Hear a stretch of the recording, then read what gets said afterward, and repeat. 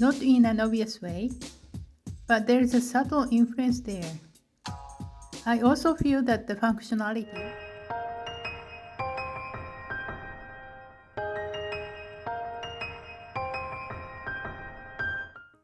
Today, I want to introduce two bonsai pots by the Tokoname potter, Tomoyuki Hattori.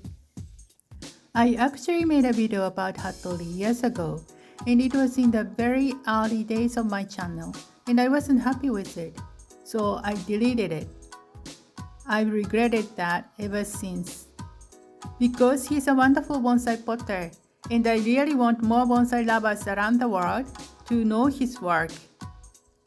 Outside Japan, his name is known among many bonsai enthusiasts, but he isn't as famous as some of the most celebrated potters. Still, a lot of people quietly value his work for how practical and tree-friendly his pots are. Hattori's pots are popular for two main reasons: their quality and his restrained sense of artistry. He never makes anything flashy or loud. His designs are simple, calm, and very considered. I bought this first pot about 7 years ago, and to me it's a classic example of his work.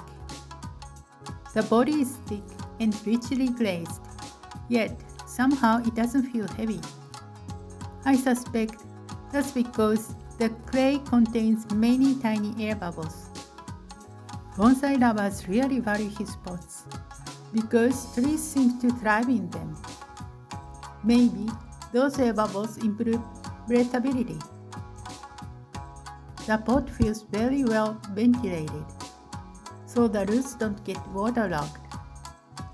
I've also noticed that the drainage holes in his pots tend to be larger than in many other pots.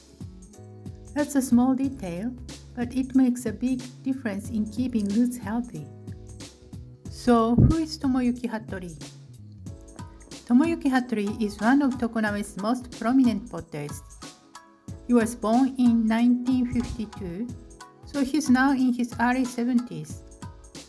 His background is quite unique for a Japanese bonsai potter. He studied in Germany and graduated from the Institute of Artistic Ceramics at Koblenz University of Applied Sciences.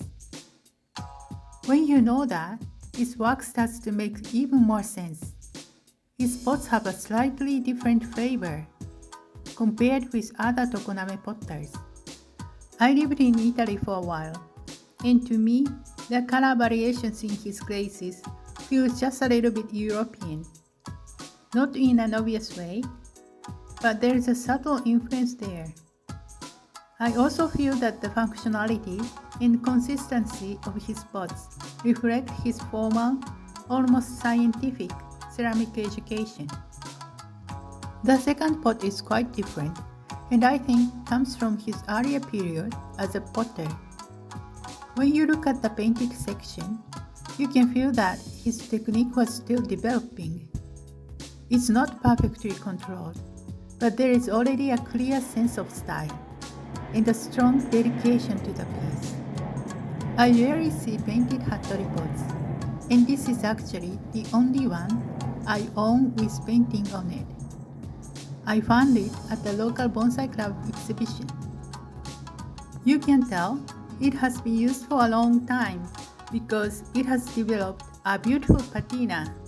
I really love that about this pot. It feels alive with a bit of history on its surface.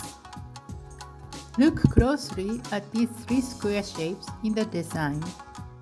They are all slightly different sizes. That kind of imperfection to me shows his effort and human touch. It's as if you can feel him working on it, adjusting, trying to get it just right. I think Japanese crabapple and firethorn would suit well in this pot. What do you think? I hope these two pots give you a little glimpse into his world. Thank you.